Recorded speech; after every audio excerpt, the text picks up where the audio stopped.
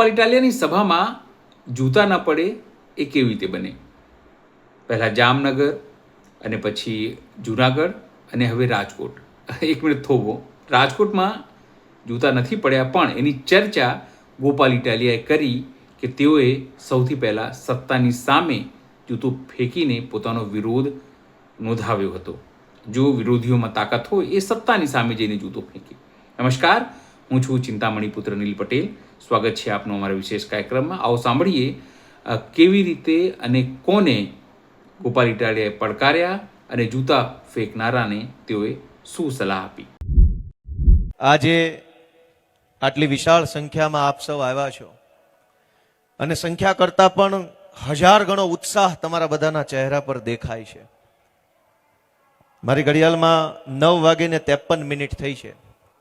લગભગ આ ઊંઘી જવાનો ટાઈમ છે, પણ ઊંઘવાના સમયે આટલા બધા લોકો જાગે છે અને સભામાં બેઠા છે એટલે કંઈક નવા જૂની થવાના એંધાણ કયા.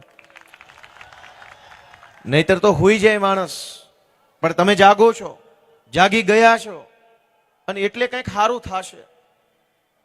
દોસ્તો, હું અત્યારે આ આમ આદમી પાર્ટીના મંચ ઉપરથી બોલી રહ્યો છું, પણ મુદ્દો આમ આદમી પાર્ટી કે ભાજપ કે કોંગ્રેસ નથી. મુદ્દો એ છે કે તમે સરકારને મત આપો છો, તમે સરકારને ટેક્સ આપો છો, બદલામાં સરકાર તમને શું આપે છે? એ કોઈ બી પાર્ટીની સરકાર હોય, તમે તો તમારી ફરજ બજાવો છો, મત અને ટેક્સ બંને આપવાની. પણ તમારો મત અને ટેક્સ લીધા પછી સરકાર એની ફરજ બજાવે છે કે નહીં, એ વાતની ચર્ચા કરવા માટેનો આ કાર્યક્રમ છે.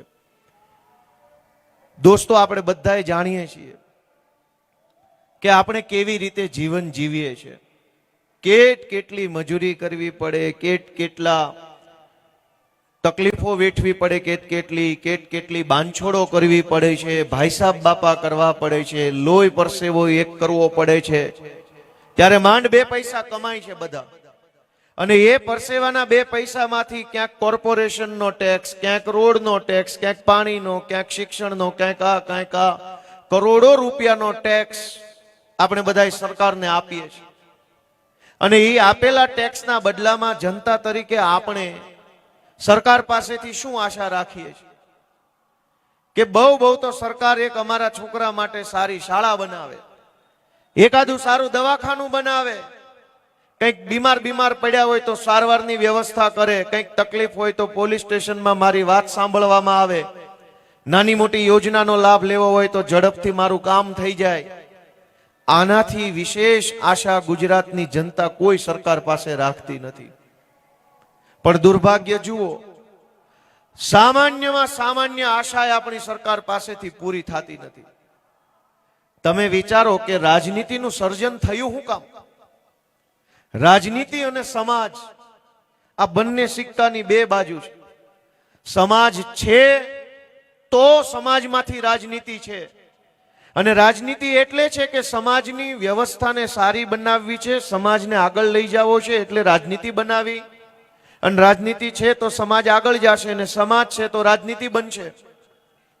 સમાજનું ભલું કરવા માટે રાજનીતિનું સર્જન થયું. પણ આજ દુર્ભાગ્ય જુઓ કે મારા તમારા મતથી રાજનીતિમાં કેવા માણસો ચૂંટણી જીતવા લાગ્યા છે, કેવા માણસો કેવા મંત્રી બની ગયા છે.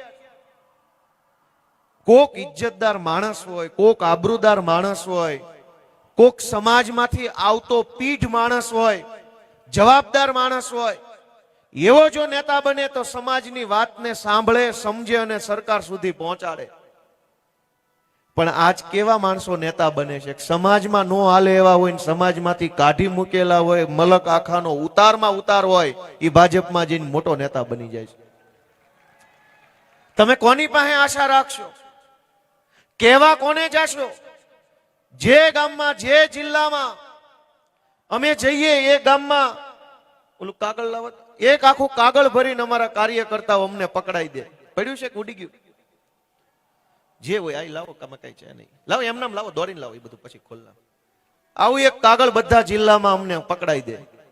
એમાં આખી સમસ્યા લખી હોય, કઈ કેટલી સમસ્યા છે. આમાં લખ્યું છે કે ભાઈ નવા વિસ્તારમાં પાયાની સુવિધા નથી, રોડ રસ્તા પાણી ગટર વગેરે ઇન્ડસ્ટ્રીયલ એરિયાના લીધે અહીંયા 3 રસ્તાનું ટ્રાફિક થાય છે, અગ્નિકાંડમાં આમ થઈ ગયું છે, MNP માં દેવું વધી ગયું છે, ટ્રાફિક વધારે થાય છે, પોલીસ ઉભા રહીને સામાન્ય લોકોને આમ કરે છે. બહુ મોટો નિબંધ લખ્યો છે. જે જિલ્લામાં જાય એ જિલ્લામાં 1 કાગળ 2 કાગળ 5 કાગળ અમારા આગેવાનો અમને પકડાવે કે ભાઈ આટલા આટલા અહીંયા મુદ્દા છે, પણ ઓરિજિનલ મુદ્દો ક્યાંય ચર્ચામાં નથી આવતો. ખરેખર સમસ્યા એ નથી કે આ કાગળમાં લખ્યું છે એ સમસ્યા છે, પાણી નથી, રોડ નથી, ટ્રાફિક છે, આમ છે, એ સમસ્યા નથી. સમસ્યા ઈ છે કે આટલી સમસ્યા હોવા છતાં એક હારો માયનો લાલ નેતા આપણને મળ્યો નથી ને એ મોટી સમસ્યા છે.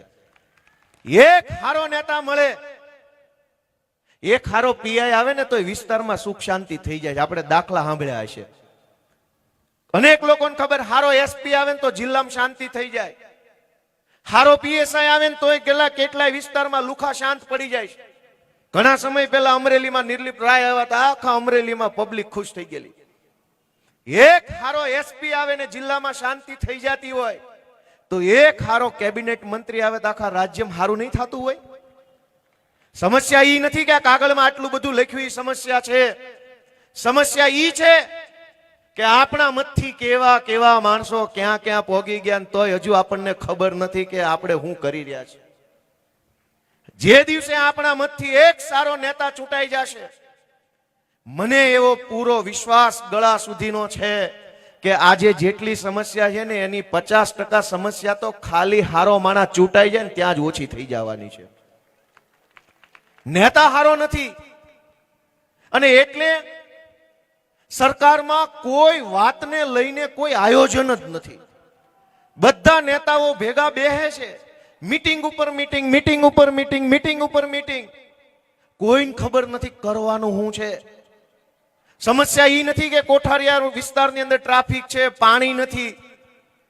સમસ્યા ઈ છે કે કોઈ નેતા પાસે કોઈ વાતનું આયોજન જ નથી, કોઈને ખબર જ નથી કાલ શું કરવાનું છે. એક બાજુ બેડી તરફ રાજકોટ વિસ્તાર વધી રહ્યો છે આગળ, અહીં કોઠારિયા તરફ આગળ વધી રહ્યો છે, મવડી બાજુ રાજકોટ આગળ વધી રહ્યું છે.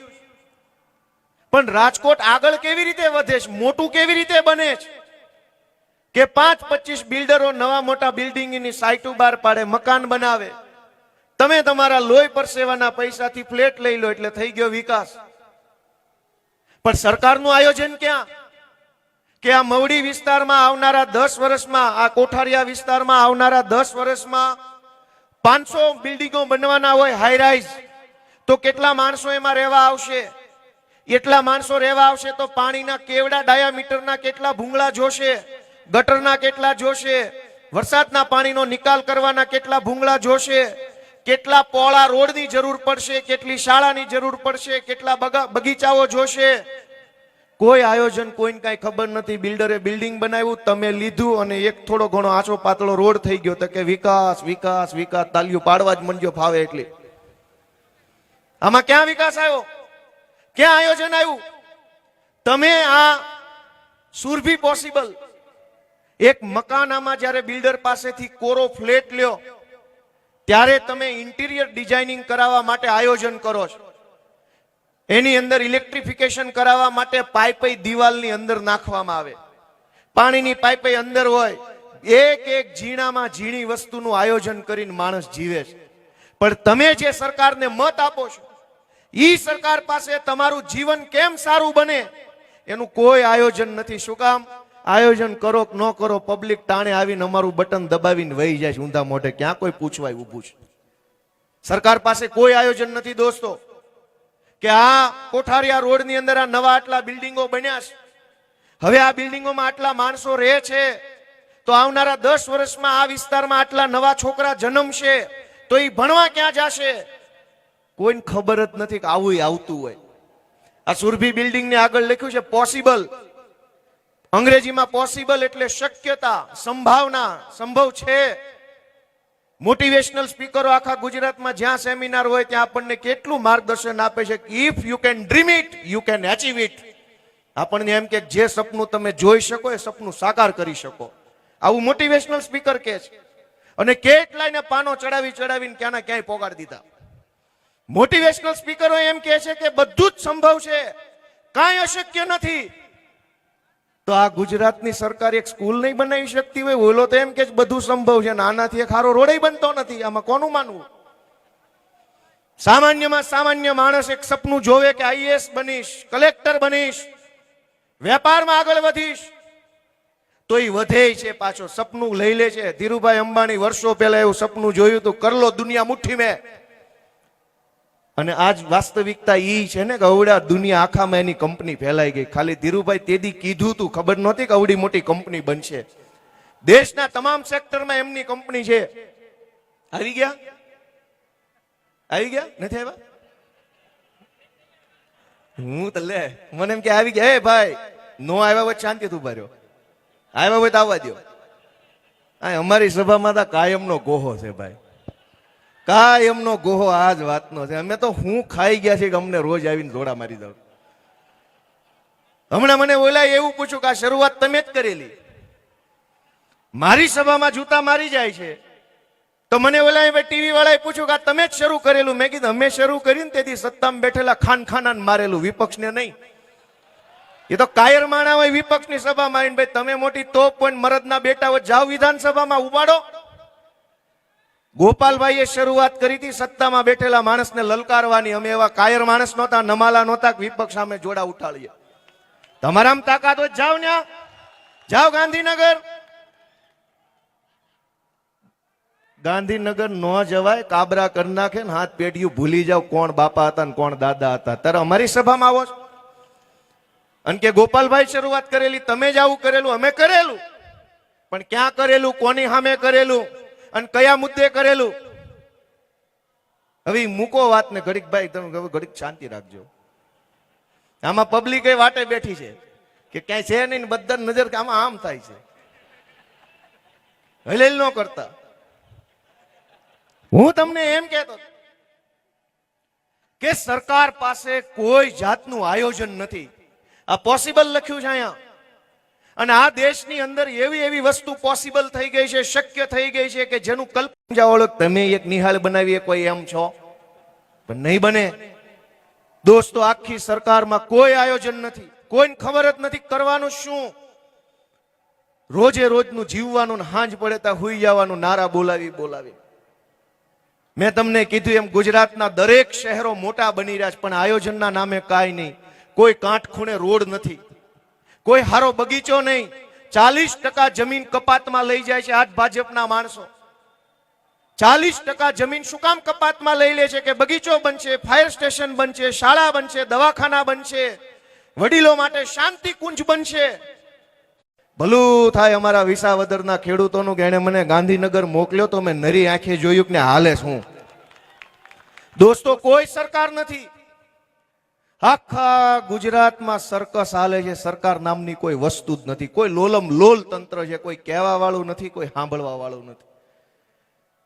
હું તમને એક દાખલો આપું કે સરકાર કેવી રીતે હાલે છે. તમે ધ્યાનથી સાંભળજો. થોડાક સમય પહેલા વિસાવદરની મારી ઓફિસે જ્યારે હું બેઠો હતો તો અમારા વિસાવદર તાલુકાના જેતલવડ ગામના કેટલાક આગેવાનો મને મળવા આવ્યા. જેતલવડ ગામે મને ખૂબ મત આપ્યા, આશીર્વાદ આપ્યા અને બહુ સપોર્ટ કર્યો મને. બધા આગેવાનો આવી એટલે મેં એને પૂછ્યું કે બોલો બાપા શું કામ છે મારા લાયક? તો બધાએ આખા ગામના આગેવાનોએ મને એમ કીધું કે અમારા ગામમાં ધારાસભ્યની ગ્રાન્ટ ફાળો. મેં કીધું બોલો ઓકે, શું કરું? એમણે મને એમ કીધું કે અમારા ગામની અંદર સરકારી ગ્રાન્ટેડ શાળા છે. ગ્રાન્ટેડ શાળા એટલે એનો વહીવટ ટ્રસ્ટ કરે, પૈસા સરકારના હોય. મેનેજમેન્ટ ટ્રસ્ટનું, પૈસા સરકારના.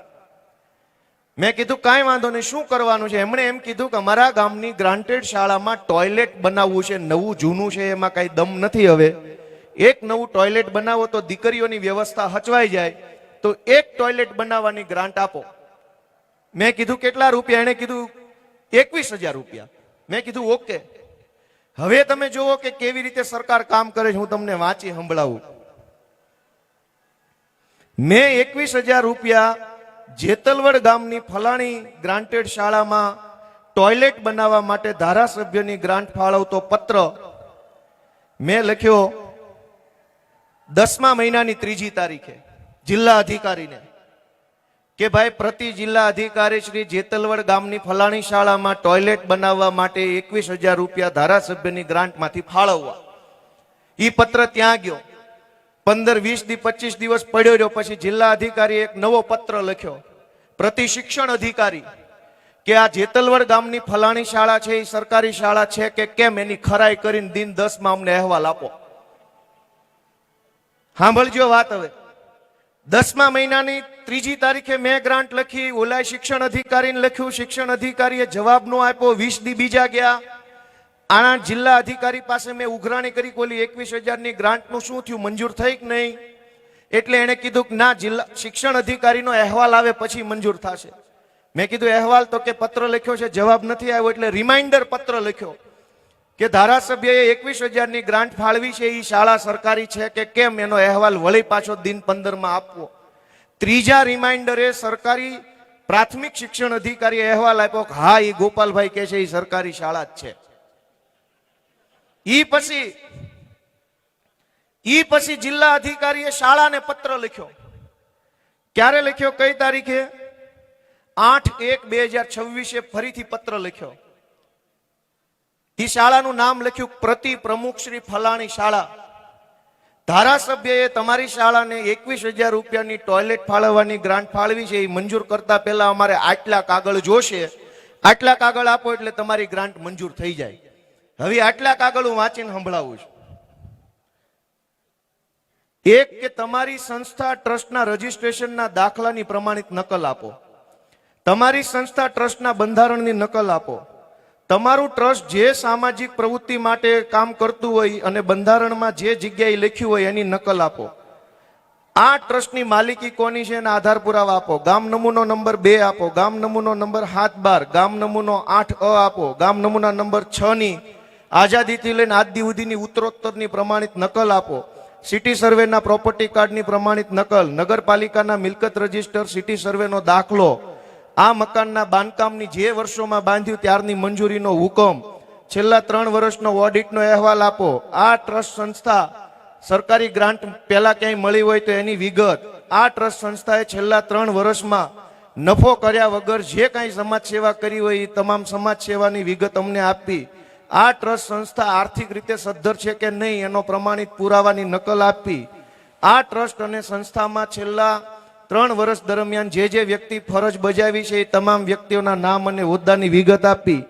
આ ટ્રસ્ટનું કામ માન્ય થાય અને 21,000 નું ટોયલેટ મંજૂર થાય પછી જ્યારે જરૂર પડે ત્યારે નાણાકીય લેવડ દેવડ માટેનું ફોર્મ, કરાર ખતમાં સહી માટે અધિકૃત થયેલા ટ્રસ્ટીનું નામ, એનો ઠરાવ બુક, ઠરાવનો નંબર અને સક્ષમ અધિકારીને આપવો. બીજી કોઈ યોજનામાંથી આ ટોયલેટ મંજૂર કરાયું છે નહીં કે નહીં એની અમને પાકી ખાતરી આપવી. આ કામ માટે બીજી કોઈ યોજનામાંથી રકમ મળી ગઈ હોય તો એમાં કોઈ ભાગીદાર છે કે નહીં એવું પ્રમાણપત્ર આપવું. આ ટ્રસ્ટ પાસે કુલ કેટલી જમીન છે અને એમાંથી કેટલી જમીન પર બાંધકામ થયું છે એના આધાર પુરાવા રજૂ કરવા. આ બાંધકામની મિલકતનો શું ઉપયોગ થાય છે એની વિગત આપવી. આ ટોયલેટના ફાળવેલ નાણાંનો ઉપયોગ જો સમય મર્યાદામાં કરવામાં નહીં આવે તો વ્યાજ સાથે એની ભરપાઈ કરી આપશો કે કેમ એની ખાતરી આપતું પ્રમાણપત્ર આપવું.